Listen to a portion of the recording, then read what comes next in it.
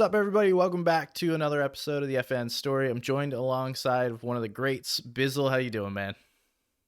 Hey, what's going on? Thank you for having me. I'm doing good. Of course, of course. Thanks for reaching back out. I'm excited to have this conversation. You're one of the OGs in the space, so recently retired. Would love to just kind of dive into that real quick. Like, what made you consider retirement, and then what made you ultimately pull the trigger to say I'm done, at least for now, because Fortnite, who knows?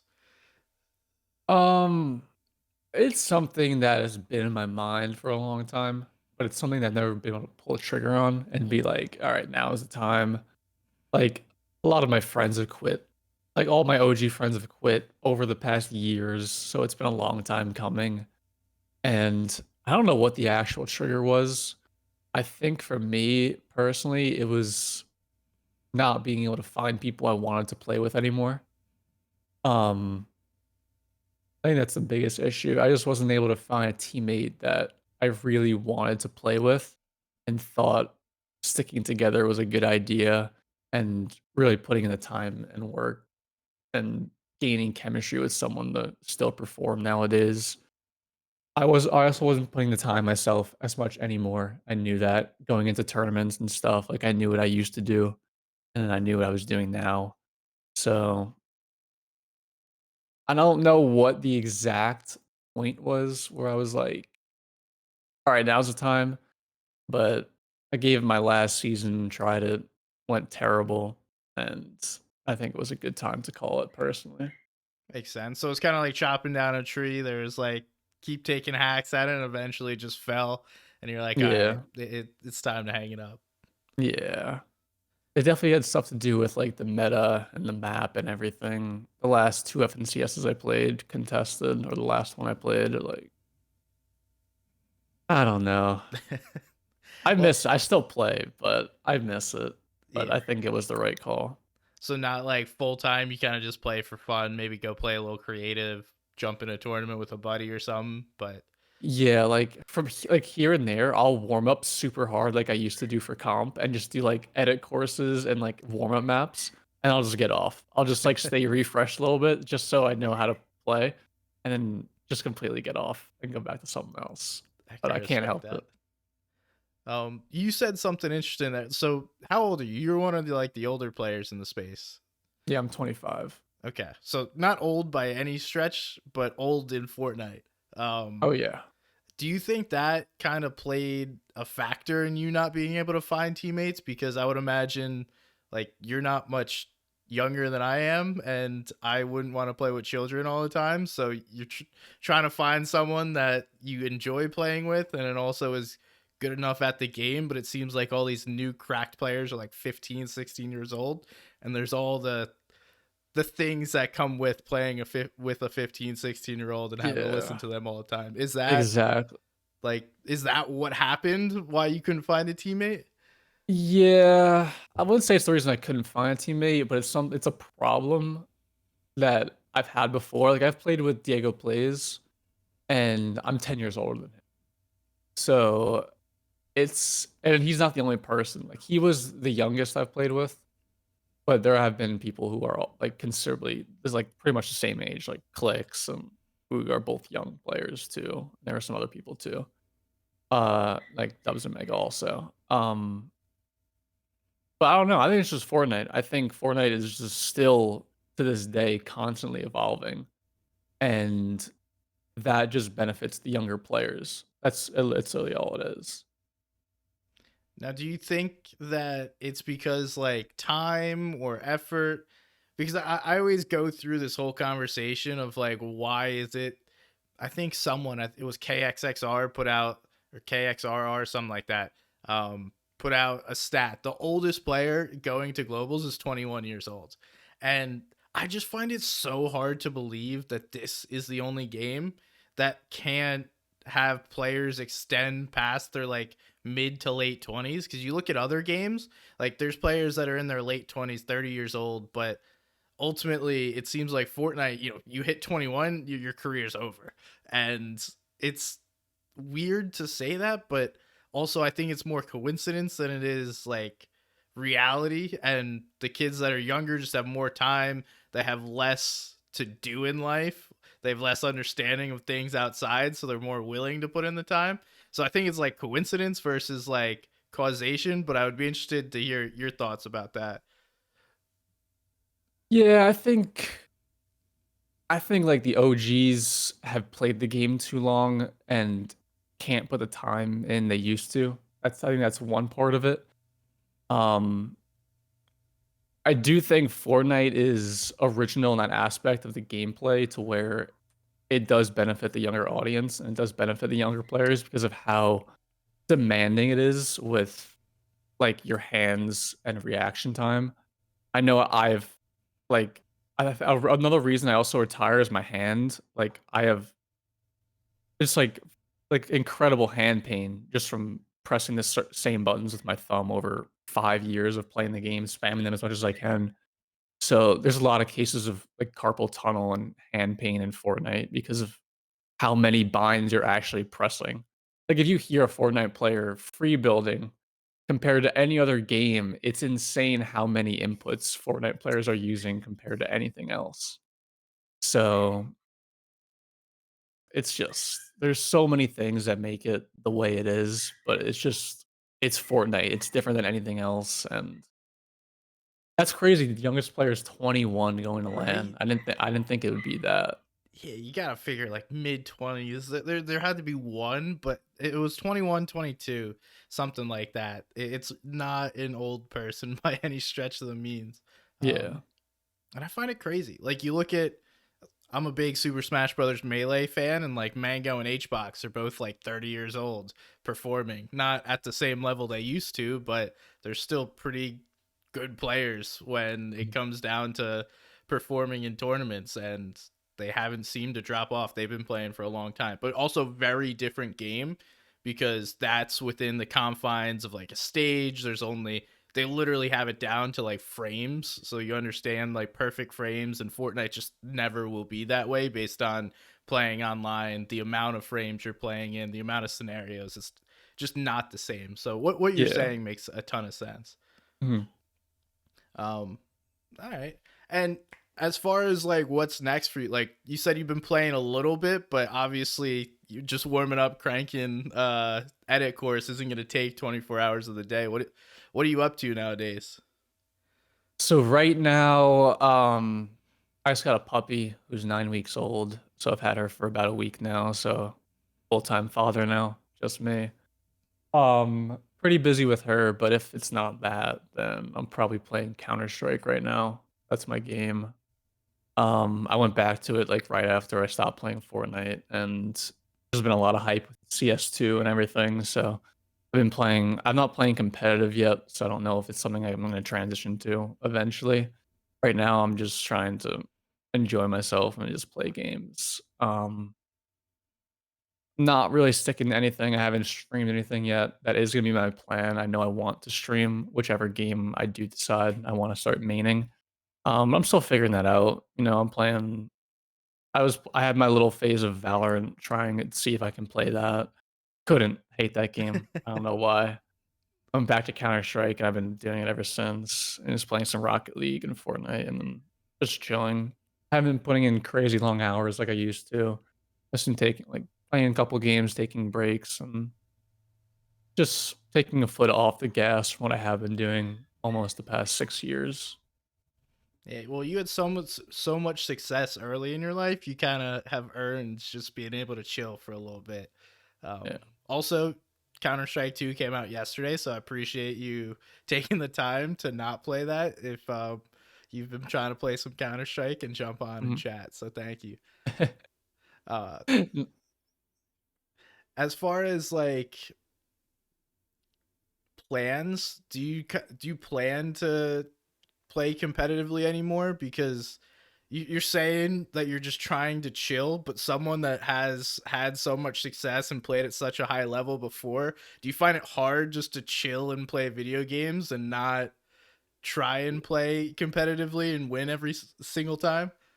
Yeah, well, no matter what I'm playing, I'm still playing competitive technically. Like I'm still playing like face it lobbies. So I've just been grinding that recently. So I'm playing against better players of the game. I'm not just playing matchmaking. I'm not playing pubs. Like I can't do that personally.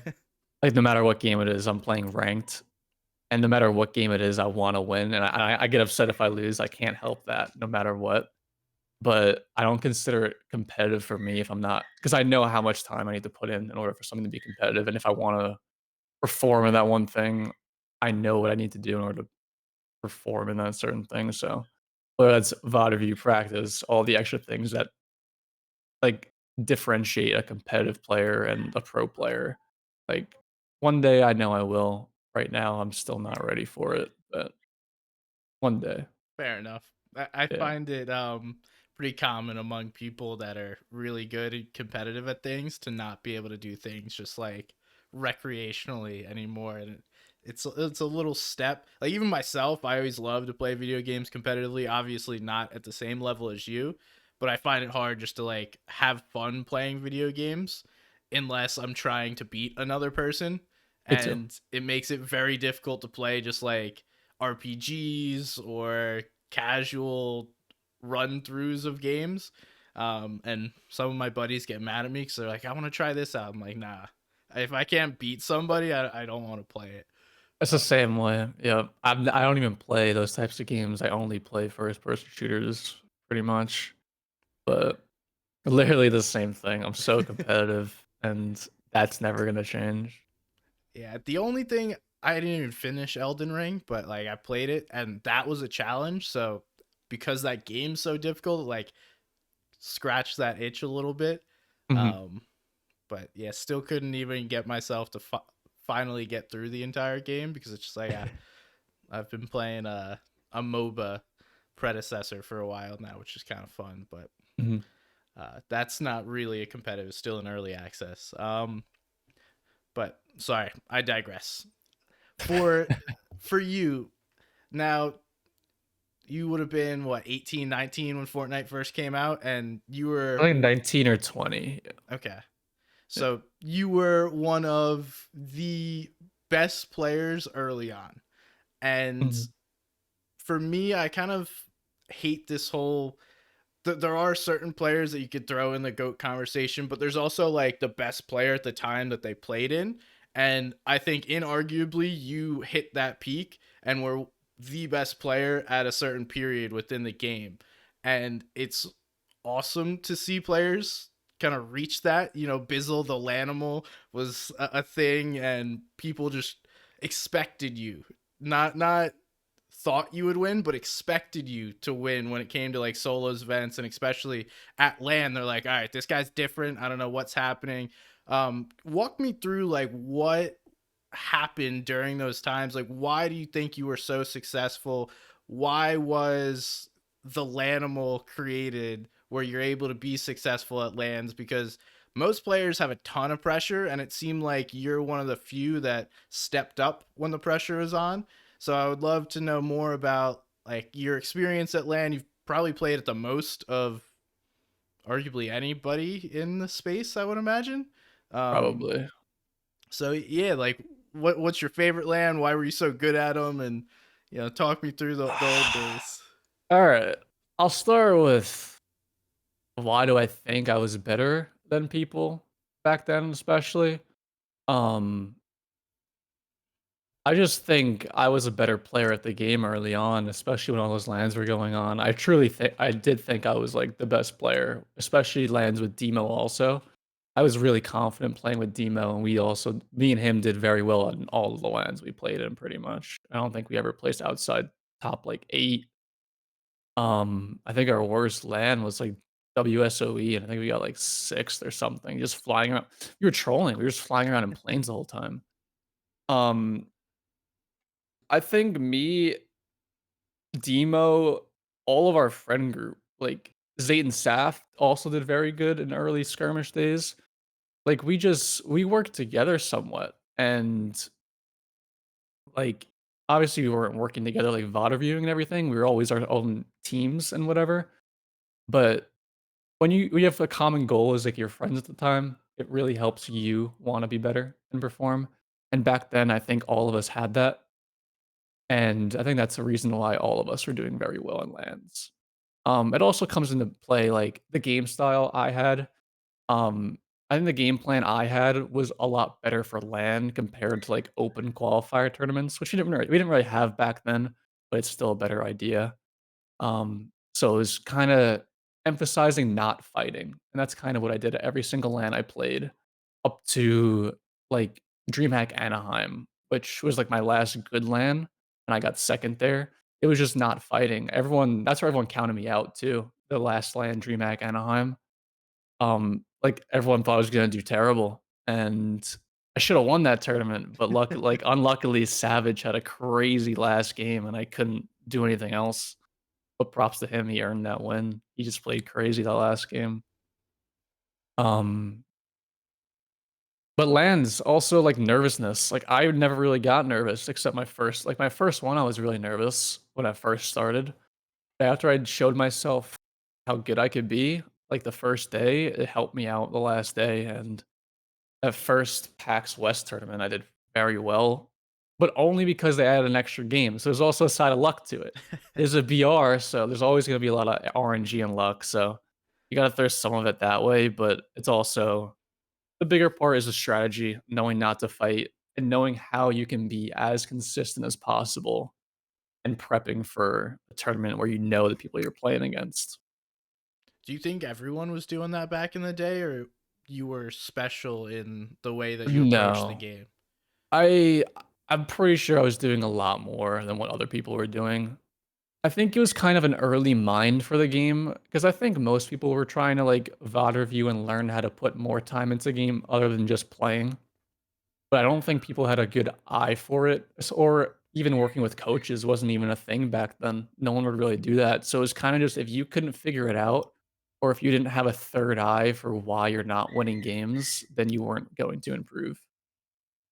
Yeah, that makes sense. And I mean, now it's huge. Everyone or all of the top teams pretty much work with a coach. Is that Yeah, something I saw you tweet out, you might want to get into coaching. Is that something you seriously want to pursue, or that was just a thought you threw on Twitter at the time?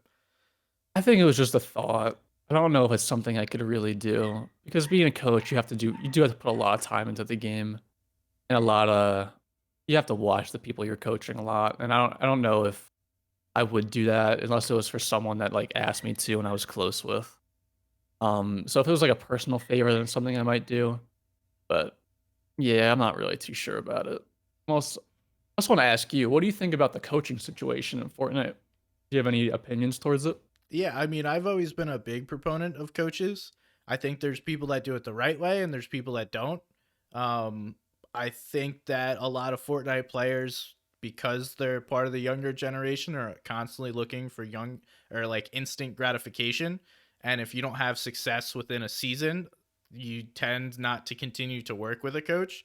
But I think there's a few special coaches like Shokoladen, BloodX, Fen, Captor to some extent.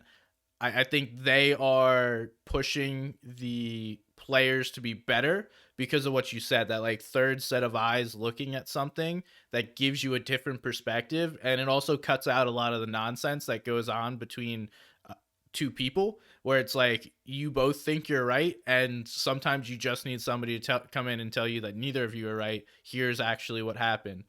Hmm. um and not only do I think that coaches are huge, but I think the mindset of bringing in a coach is even more valuable than the coach is in like theory, right? There's certain coaches that extend that, but if you're a player willing to work with a coach, you are willing to invest more money, more time into yourself, into your gameplay, into your duo than other people are. So therefore, like it just shows that effort, and that effort goes a long way. Plus, whatever the coach actually brings is going to be huge if they know what they're doing. So, yeah, big fan of coaches. I think that's why we've seen Fortnite players continually push those boundaries. I mean, it's no question. I talked to Queasy last week. He was like, dude, we worked with BloodX when we absolutely dominated finals.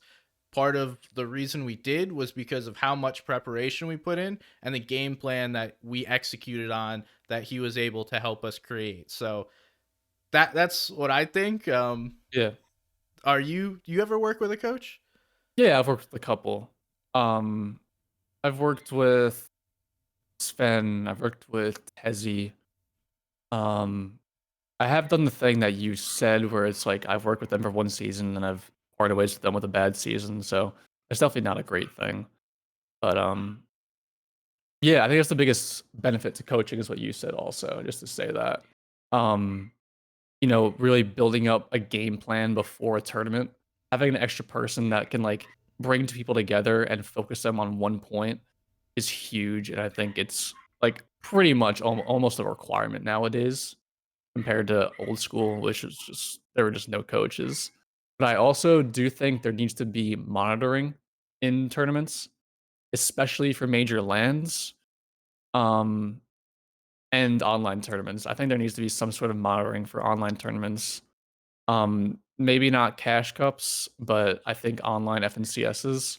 I think it's pretty much cheating having a live coach in your call. That's across the board for any esport. You're not allowed to talk with your coach during rounds or anything.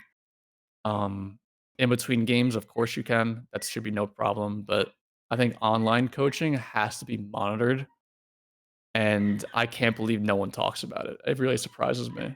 Well, It's it's been a thing. It's so many things in Fortnite like with bad things, people just don't talk about it, and I don't know why. with that one specifically, well, actually, I think with a lot of things, what are we gonna do? Like, how are you going to monitor that? How are you going to stop someone? Because what we've seen is people get caught stream sniping, then they stop streaming events or stop posting VODs or get better at editing the VODs out, and then we have no proof of it ever happening. Because you could go watch the VODs, but it's very hard to be like, yeah, this is why that team made that move without proof. So yeah, I think it's just unenforceable. Essentially, is why there's not really conversations about it. Your generation loved to talk about how people would stream snipe during tournaments. Well, it's I don't think you understand how common it is, and like I know firsthand. I can't say names, but like it's so bad. It's such a bad thing. It's so like there's nothing they can do about it. But there is something they can do about coaches. So what Apex does is for ALGS, they're all in a Discord call, even if it's online. Every single player has to be in the Discord call. Every single coach has to be in the Discord call. Every single call has an Apex staff monitoring them to make sure the coach isn't talking during the game. It's really not that hard, especially for bigger tournaments. That's why I said cash cups. That's a little much. But for like FNCS, one time a week for 4 weeks, that's nothing. And to like fix that issue, I think is a complete like miss. I think they need to be doing that. I wouldn't disagree. I mean, I think that would also help a lot of nonsense that happens during tournaments. Like, we still see people all just chilling in Discord calls together. Like, you, Exactly. your Yeah. duo, another duo, just like, oh, I died. I'm going to jump in a Discord call with this other team playing the same exact tournament and watch them finish the game. Like, that is, again, that's another thing that has just like, we'll ignore that. It's regular now, which is really strange to me because competitive, like, integrity wise, that just doesn't seem right. That's almost like during the middle of a football game, like you get tackled, then you go behind, you stand next to the other coach on the opposite sideline. You're like, all right, I'm just gonna chill here for a little bit till the offense goes back out and listen to everything you guys do. Yeah. And yeah, it's strange. There's definitely a lot of things that could be changed. Although with the LAN coming up, I know last like FNCS Invitational, the players were not allowed to speak to coaches during the games, so they could only if they walked off stage. So like I think they had a break between game 3 and 4, they could go speak to their coach. And this is from Sven, he had to work off of a laptop, so like whatever he could pull from a laptop and then tell the guys, which probably wasn't super helpful. So No. there's not at lands it's much more enforceable, but I'm also not opposed to that idea of throwing people in Discord calls, or a whole thing with the stream sniping, like enforce X amount of delay if you're going to stream a tournament. Um, because if everyone has to do it, then there's nobody gaining that like viewer advantage by not, because we've seen so many people just not put a delay on their tournament and then everyone flocks to that because it's the most up to date thing. But then also you're taking the hit with everyone having information on you. So I don't, yeah, there's things that could be done. Yeah, I think stream sniping is just the player's fault at this point because there's no way to stop it. Everybody knows that. And if you're not using a delay, it's your own fault. Honestly, that's literally the bottom line. I think. I don't think there's gonna be no way to fix it. There's no way to have proof on someone. Even if there is, they're not gonna do anything. I don't think. I don't think they do. So if you're streaming a tournament, you need to stream with the delay. That's all it is. Or you're risking it, and it's gonna be your fault. You haven't played with somebody that streamed in a while, right? I'm trying to think. I play with Blake, Okay. Oh yeah, but yeah, yeah. But did he stream with a delay? no, No. no. Was that a point of contention? It would be. It would be. It happens all the time. It's ridiculous.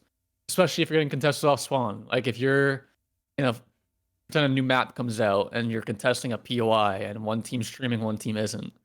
One team's gonna get stream sniped. Like it's going to happen and there's nothing they can do. That's just how it is. It's been like that since day one.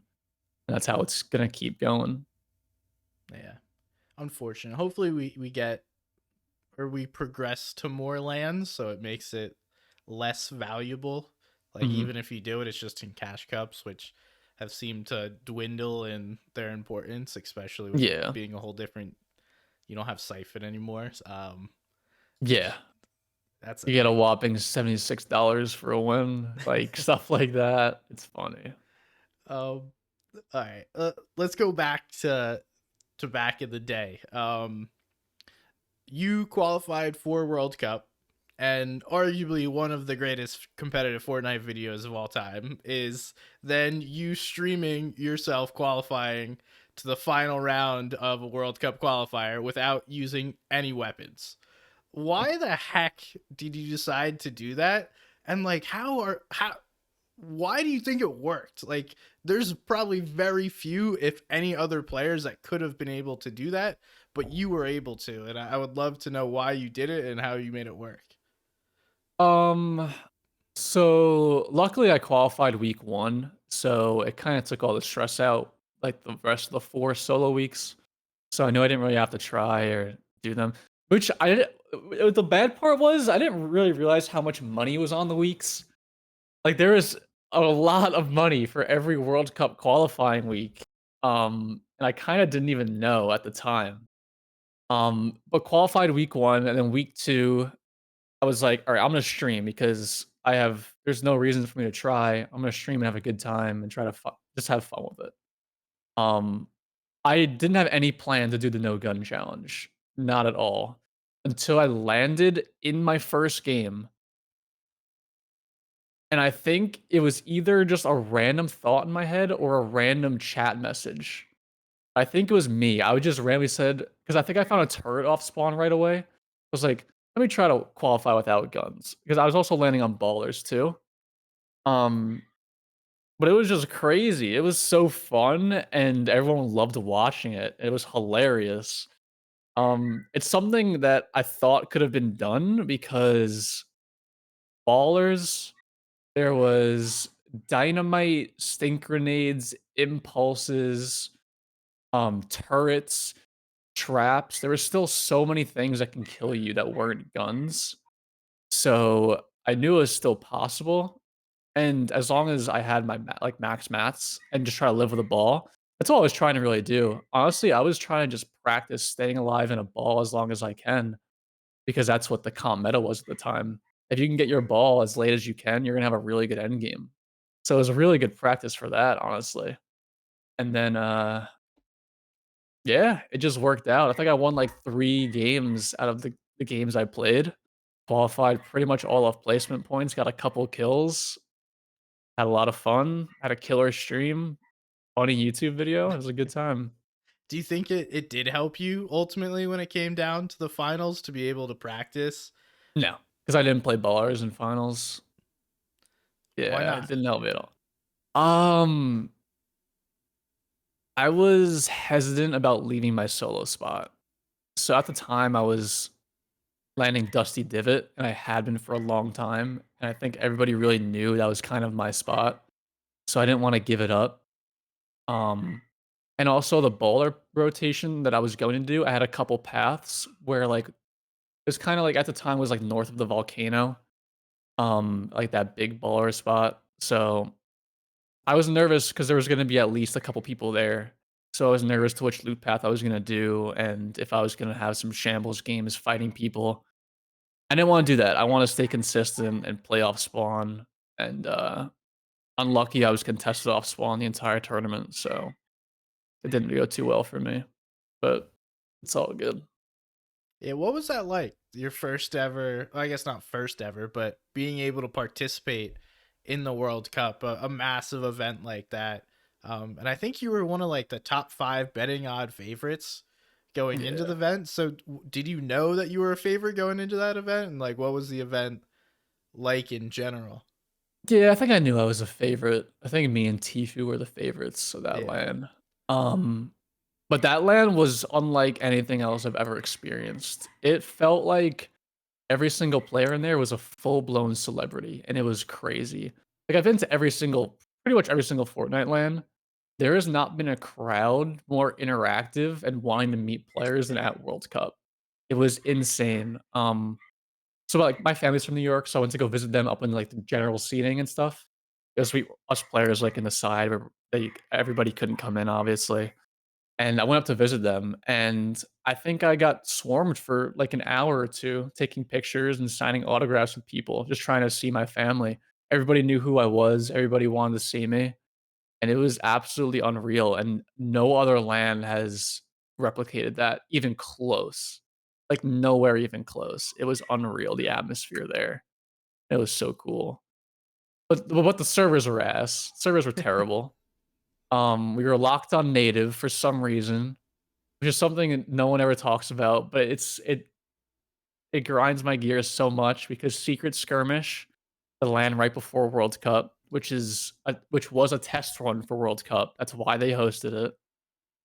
We had stretch res in the game. They coded it into the game. They made it perfect. And then World Cup, they locked us on native, which blew my mind. And the servers felt like we were playing on West servers. It felt like we were playing like 60, 70 ping. It was bad.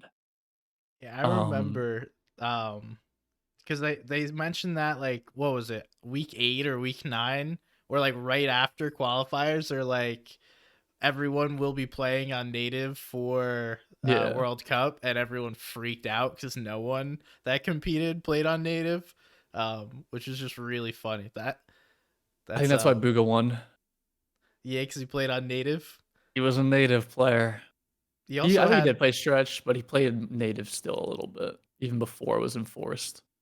the south cone strat, which was apparently a thing, where if you were south facing north, you just always got the cone on top of somebody's box, which didn't come Yeah. out until like a year and a half, 2 years after he had done it for Mhm.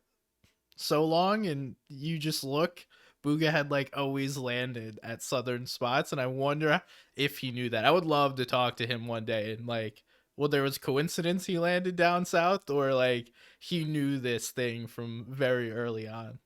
No, there's no way he landed there because of that. There's no way. Um, he got his heavy sniper luck though. He got his crazy heavy sniper luck during that tournament. And I've seen all the games like he played, and it really pisses me off. Like I love Kyle. I love Bugha. Like he's a good friend. I've played with him. Like I was teammates with him for a long time. Good friends. But watching someone else play and get like he got lucky. Like at certain times in that tournament, he got lucky, and there's no doubt about it. With certain luck, with like loot drops or heavy sniper shots, like even finding a heavy sniper was really uncommon, and it was like a game-winning change. Like it was meta, so like it's crazy if you found, and he had it so many times. There were so many games where he was down to like 300 mats and just found something insane that saved his game. But that's Fortnite. That's what happens. It just It hurts me to see because, like, I know my point of view, but he played amazing and he did good. Yeah, you had a tougher go around being I Continental did. spawn, so a little different. Just Um, FYI, that guy got pretty much last place landing on me. So, yeah. do you still remember who it is? Oh, yeah. I don't wanna leak him. I don't wanna give him any clout. He doesn't deserve it. Fucking I uh, hate that guy. I was literally so mad after that tournament. I'll go But and watch the VODs after to figure this out. he literally only played that tournament to grief me. He literally didn't do anything. Yeah, I think he got, like, 2 points, literally. um, I think he placed inside, like, top 70 or top 80. It was ridiculous. oof. Hey, that's a tough 50K right there. Yeah. Um, which is wild because it's like 50K for first place in NA East now for F and CS. Yeah, it's crazy, and that's literally last place in World Cup. Yeah. Uh, the days. No The one knew how good it days was, man. nobody That knew. Like, even PAX West had a $25,000 win bonus if you won a game. Like, it was just crazy. man. Now, I guess we have the biggest tournament we've ever had since World Cup now with Yeah. globals. Have you Mhm. been paying attention to any of the teams or the format or anything like that? Yeah. I don't like format, you mean like island and caches and stuff? Yeah, just like general gameplay, the upper lower bracket, the 1 day finals, all No, that. I don't know how to. I would love for you if can you explain how the bracket works? Because I really don't know.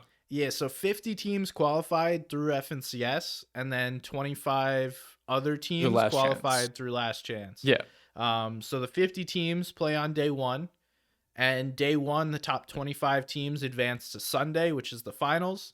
Then the 25 teams from Last Chance fill in those 25, and then again, the next 25 top 25 teams advance in to finals the next day, which then we have a 6 day single final format, which is strange because like we haven't had Terrible. that in a really long time.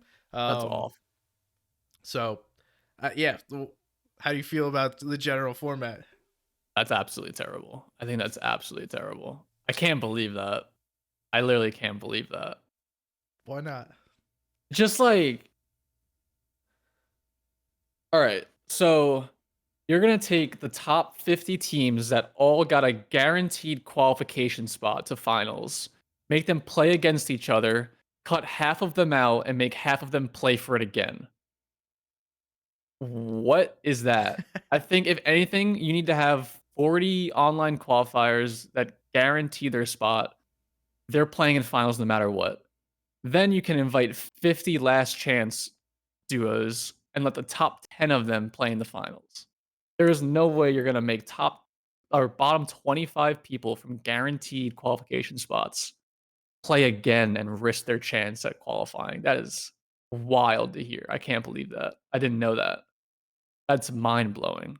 So I think it's somewhat fair because you get an advantage. You get an extra day to play to qualify, but ultimately only half of them will.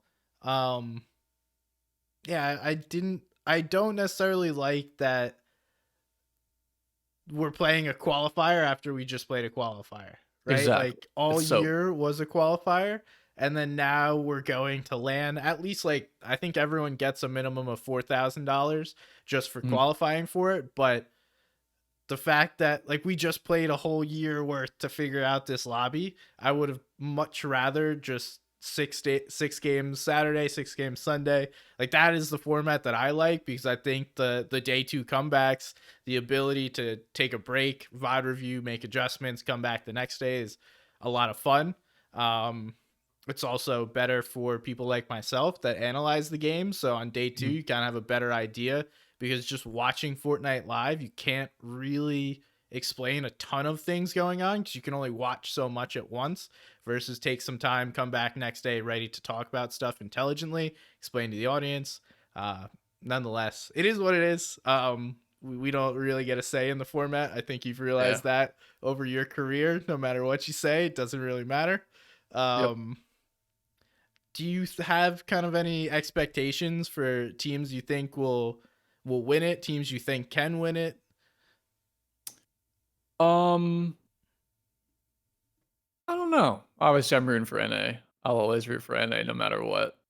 There's always Respect. going to be a rivalry between regions. It'll always be there, luckily. So I'm hoping Bugha does well. Um, I think Acorn and Cold are going to do really good, but there's also some like doubts on my end with them too, just because they split for a little bit. So you never know how the chemistry's been, but they've been playing well. I still watch comp, so I know they've been doing good. Um, I don't know. I think Queasy and Vino are always going to do well. Malabuka is probably the best LAN player now, I would say. So he's going to be doing well. And Malabuka's playing with Thomas. Yeah. So yeah, they're going to be a very good duo. I think it's just going to be some top NA versus top EU. Just a couple like top 5, top 10 out of them too. And I think that's going to be pretty much majority of the leaderboard. But 1 day final, 6 games you said? 6 games. Like why? Like why? How is your online tournament qualifier 12, but your finals is 6? Don't At know. least make it 8. At least make it 8. At least do like a DreamHack style. But 12 is so much better and you need a day 2. That's wild to hear. Yeah, I would tend to agree with you, and I'm always for more Fortnite than less. So like more games, the better.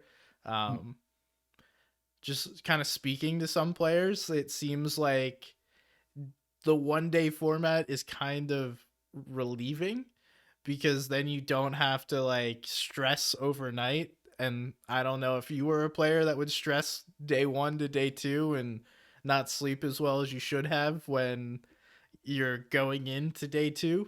So maybe there is somewhat of that relief, but at the same time, given the lack of legitimate practice, it's also going to be who comes in understanding the game plan, and there's not really going to be adjustments. Like you don't have time to go in watch the VODs unless you die right off the rip. Then you're just watching somebody. And you're like, okay, yeah, that might work.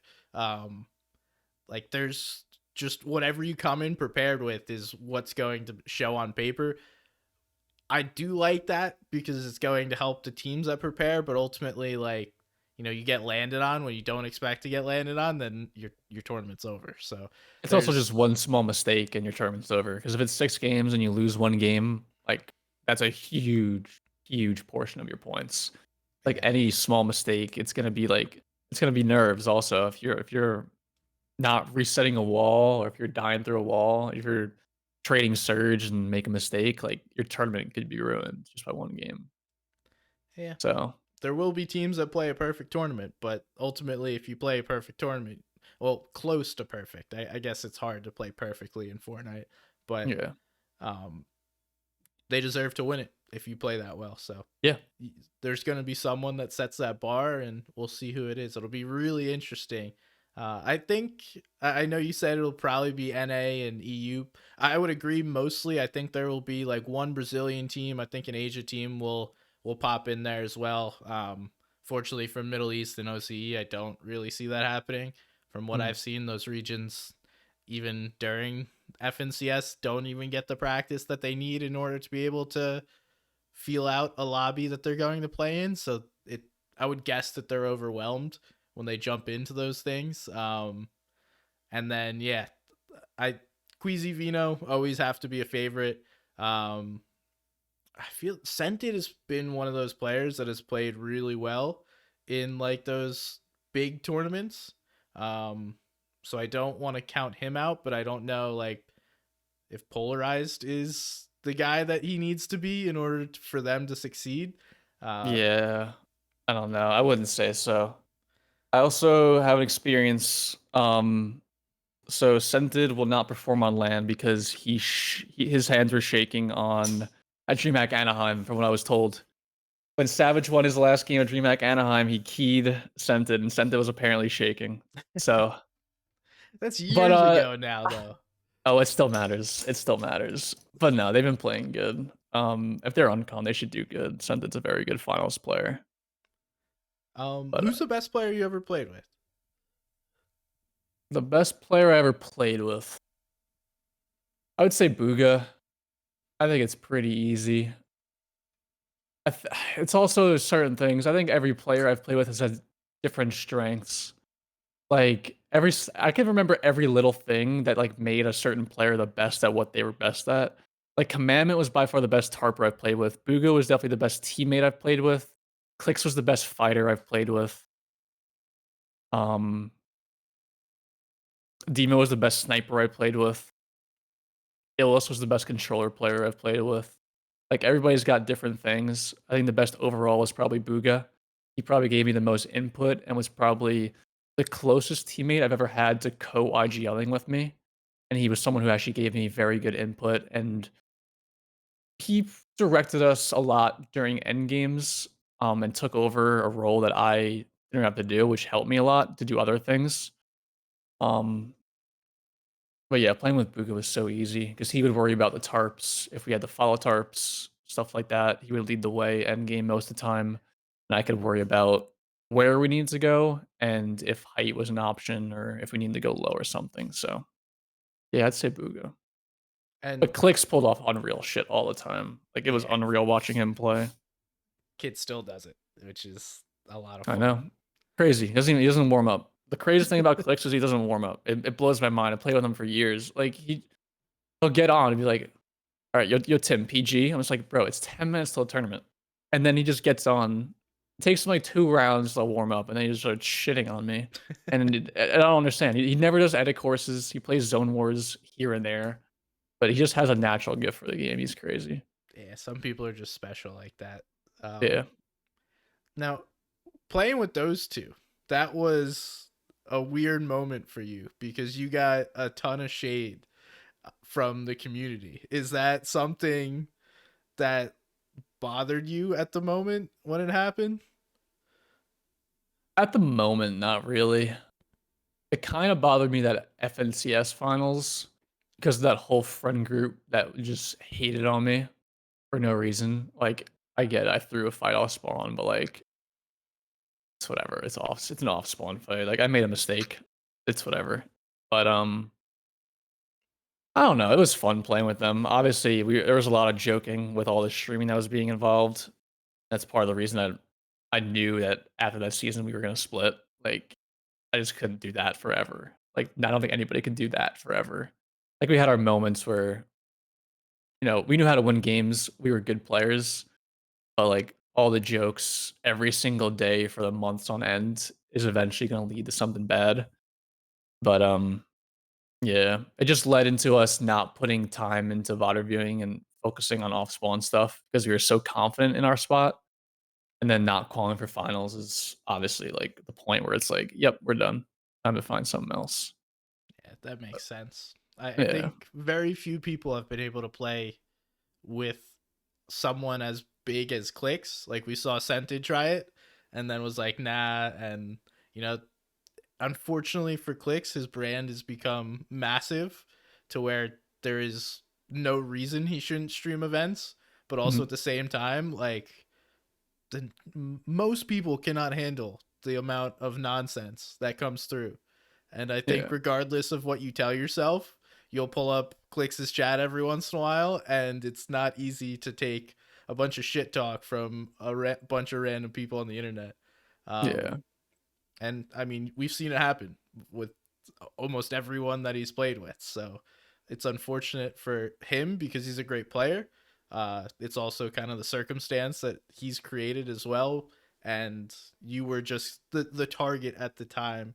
Um, and Yeah, I was a target when I'm playing with Bugha also, and like the two like highest viewing competitive streamers at the time is probably them too.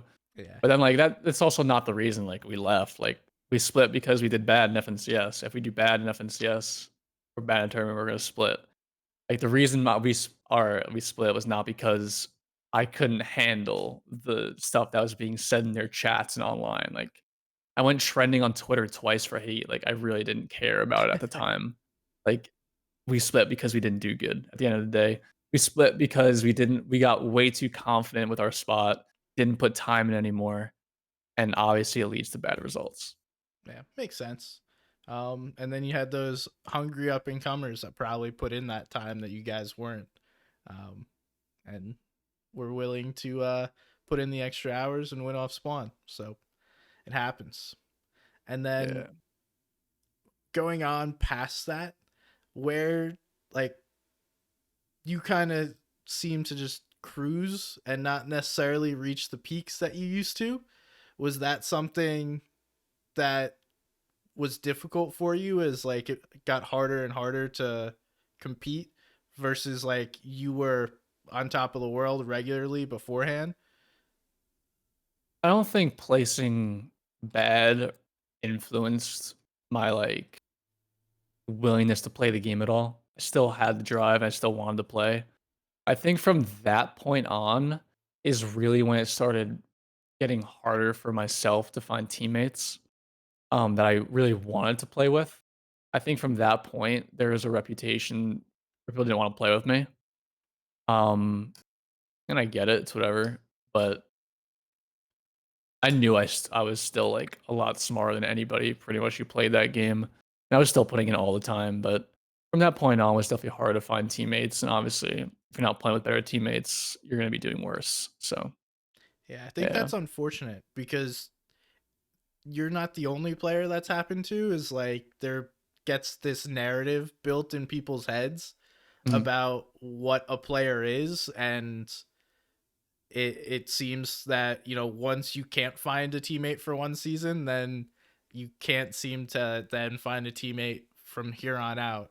um and I hate that because we've seen like yourself and other players kind of be hindered throughout the rest of their career because they've had one bad season that just happened to be in the spotlight versus like there's tons of people that have bad seasons after bad seasons after bad seasons after bad seasons and then still find teammates placing at the bottom of the leaderboard. So yeah, it's unfortunate. I think it's kind of just like Yeah. the childish narratives that get created, and people don't allow themselves to pick teammates for themselves. They pick teammates based on, what their friends say is a good teammate. Yeah. Yeah. There's a Um, lot of stuff. so Everyone wants like the best fighter nowadays. It's like, oh, I need a cracked fighter as my duo. I'm looking for duo. And it's just all they do. But yeah, it's unfortunate. But it's whatever. yeah, it's the game that we play in, and Yeah. going to duos makes it much more like solo clutch based versus playing as a duo. It seems like not that there can't be duos that play well together. There definitely can be, but it seems like much more duos are trending towards two players that play well as a solo versus two players that play well together, um, which is kind of unfortunate, especially in NA, which I feel like there's this rift, and you may not like this because I know you're a big NA fan, but it seems like the EU teams, at least at the top, and generally have this like format that they like to play and execute on, versus it's almost seems like NA teams just kind of play the game and let whatever happens. Is that something you've recognized, or do you feel differently? Yeah, I think there's a couple teams that, have a strict play style. Like, I think it's less what am I trying to say?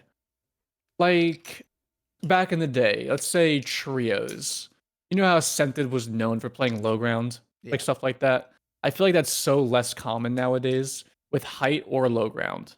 I think it's kind of like the game's changed to a point in NA to where like you don't need to do one or the other. It's kind of you need to know how to do both, and you kind of just let the game figure out how it goes. If you have height, you play it. If you have a good zone, you play it. If you don't, you figure out how to play low ground and mid ground, and you're just always changing layers. But there's definitely less teams on NA playing like high ground all the time than there is EU. Like the Queasy and Vino high ground, like they're always gonna play for that. Like that's their spot.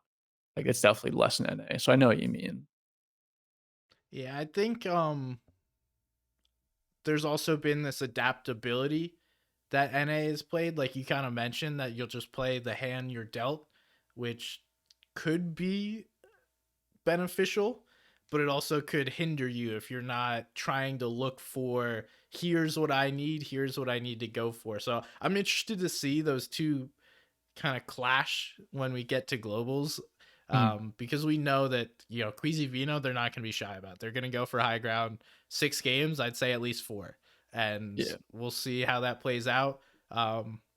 You were also one of like I guess the reasons that people stopped playing height.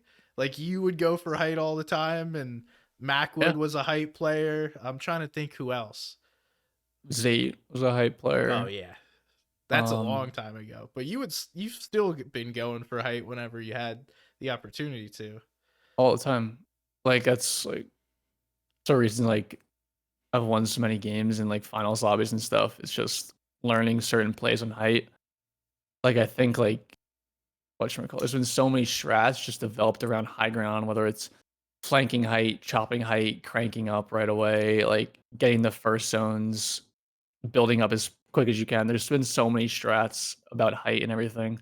And everyone's learned that. And it's like it's crazy how it's changed into today, where it's kind of like nowadays, like when I watch like Queasy when they won that FNCS, winning like 6 games out of 12, Yeah, I right? think it was 6. So they won 6 games. Watching those games, it's kind of like they're not doing any crazy things. They just have a mindset where it's like, all right, we're gonna look for height and see if we can get it. If we can get it, we can. If we can't, we can't. And every single time they looked for it, they got it. It was kind of crazy. So it's just props on them for having their play style work out the way they wanted to. And I feel like less teams are doing that nowadays, especially with low ground. I feel like teams aren't playing low ground the way like Senta used to play it. I feel like there's no low ground dominators like how he had it back in the day. I think it's the meta though. Like you had to think Yeah, I we agree. just had hammers, which were absolutely disgusting for low ground. Then we had katanas, which you couldn't play low ground because if you were going to, then you couldn't use your katana. And now we have these rocket rams where it's like the low ground team just gonna get destroyed by Mhm. every single rocket or C4 if people still use those. So I think it's more like circumstance why we haven't seen a dominant low ground team. Um, and also so this is one of my moments where I was like, this guy understands the game better than anybody. And it was when you were playing with Bugha and Clix. And I think you sent Clix to the front side of zone, and then you and Bugha cranked up the backside. And that was like one of the first few times where I had seen that like perfectly executed. Because the team on height is just staring at the guy trying to crank front side. We know it's like one of the craziest mechanical players in the game. So then you two just walk up the back and it's like a perfect high ground take.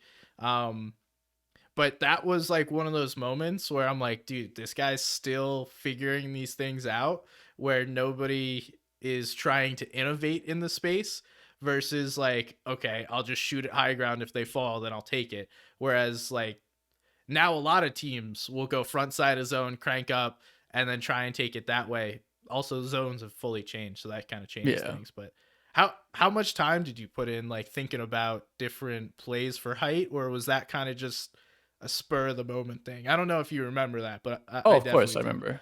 Yeah, I remember pretty much everything. It's kinda like throughout my career, I can remember pretty much every game. If it was a big game, like if it was a LAN or something, I can remember it. It's like how I can remember like certain like golf shots I had on a certain day. Like I can remember every hole I played on a certain day. Like I can remember every tournament I played. So I know exactly what you're talking about. Like our strat was so in trios, if it was me and Bugha, um, so it was either I think it was me. So what I would do as a solo is I would tarp all the way to front zone, full tarp, not a stair tarp. Put a stair in the front as so Height can see a stair coming up in front. Because if Height sees a stair, he'd be like, focus second high, and everyone's gonna be looking right there. So if everyone's looking right there, and if Clix and Bugha go up in the back, it's gonna be free high ground. Because if they get Height, we win the game. Even if they're a duo. Even if I die and the Height team kills me, Bugha and Clix get above them, they're holding Height the rest of the game. They're gonna win that game.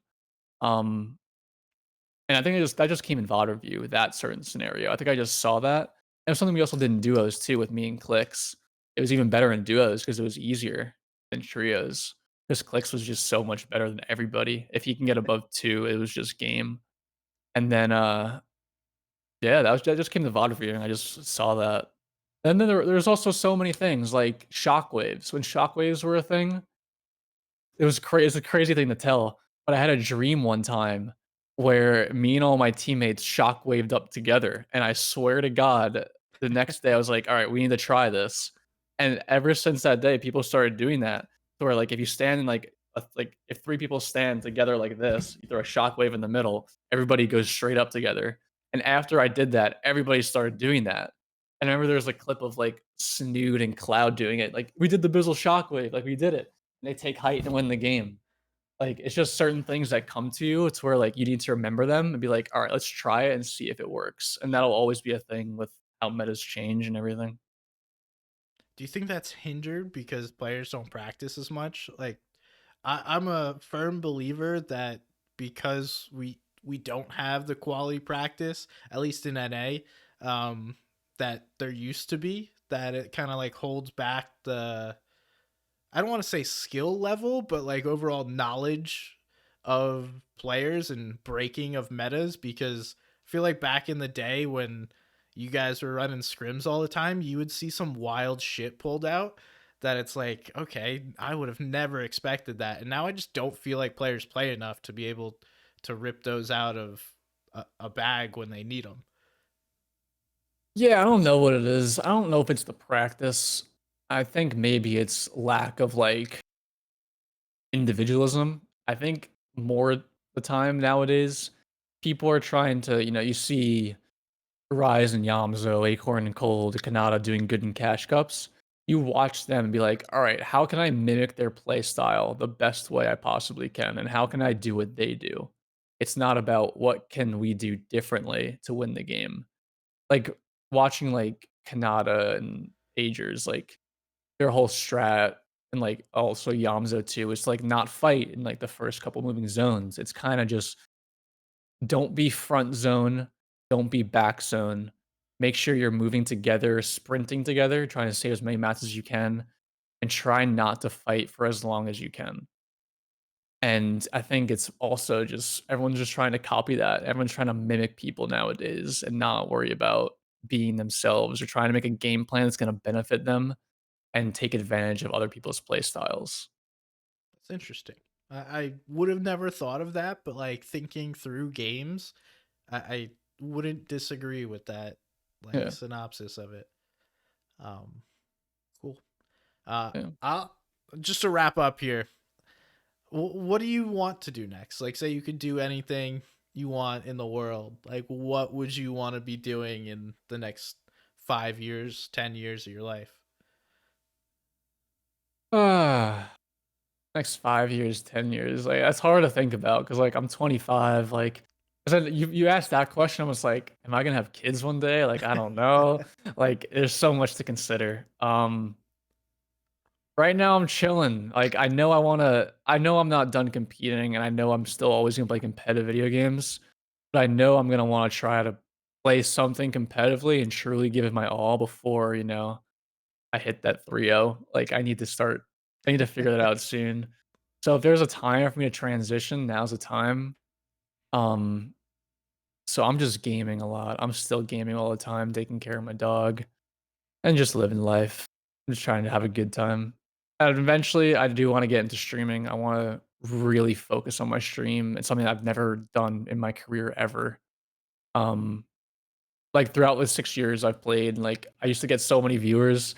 The highest sub count I ever had was, like, 200. I never streamed more than, like, a week out of a month. Like, it's something I need to, like, truly want to do, and I know I do. It's just something I need to, like, put my head down, and once I figure out what I want to play, do that. Because after being in the scene for so many years, you do learn that content creation is the real way to make yourself financially stable in the long run. Because even if you win an FNCS, if you win $100,000, that money, some of it's gonna be gone. That money's gonna be gone within a year or 2. Like, once you learn how the world works, like, one tournament win isn't gonna make you rich. You're not gonna be able to live off that. You're not gonna be able to live off $1,000,000 of earnings. Like, you need to figure out where that money's gonna go and what you can do with it and how to keep making money and live your life. Try to be happy. That's all. Respect that. That last part's key. Try and be happy. It's all Yeah. it's all that really matters at the end of the day. Mm. Also, as someone as experienced as you, uh, young kids always ask like, what advice would you give them? So, say I'm like a young up and coming player, regardless of the game. You can speak specifically to Fortnite or just general competition. Like, what advice would you give to a young player? I think I've said this before, and I truly think it's the best thing possible, which nobody says, and I find that weird. I think the best thing you can do if you want to go pro or get better at any game is to have a friend group of like-minded individuals that want to do the same thing. If you're playing with people that want to get better and they want to play all the time and they're the ones saying like one more game, come on, just play one more. Like if they're wanting you to play, that's only going to help you. And if you're a competitive person, which you should be if you want to do well in that scene, you need to want to be better than those people you play against and you want to always be trying to find better competition. So playing like the top ranked leagues, playing whatever scrims you can. Um and just really trying to put everything you can into it. That's really all. Awesome. Well, thank you for joining me, man. I really appreciate it. Very much enjoyed this conversation, and wish you nothing but the best in whatever the heck that you choose to do next. Hopefully, I get to root for you, whether it be a comeback in Fortnite or some other game that I get to see you up there. That would be a lot of fun. So thank you. Let everyone know where they can find you. So you guys can find me on Twitter. My ad is aimbizzle. My Twitch is just Bizzle. So if anything, I'll probably be doing stuff there. But yeah, that's really all. Thank you for having me. I've had a great time talking about reminiscing about the Fortnite days. It's been a good time. I haven't Hey, talked about it in a while. I'm glad. I'm glad. I always love talking to people. It's just a great conversation to learn from people that have done it and, kind of see what was going on because not everyone has those insights. Not a lot of Fortnite players like to speak about what happened. So, very much appreciate you sharing, being transparent, just walking through some different times of your career, your life, and hope hope it continues to see some success, man. So, thank you. Thank you so much. I appreciate it. Thank you to everyone listening at home. If you could, leave a comment, leave a reply wherever you watch. Also, if you're listening to this on a podcast platform, please leave a review. It helps a ton. Thank you very much. If you guys have any questions, comments, concerns, at somebody's gun on Twitter, you can complain to me about whatever. I don't really care. May or may not answer. We'll see you guys next time. So, peace.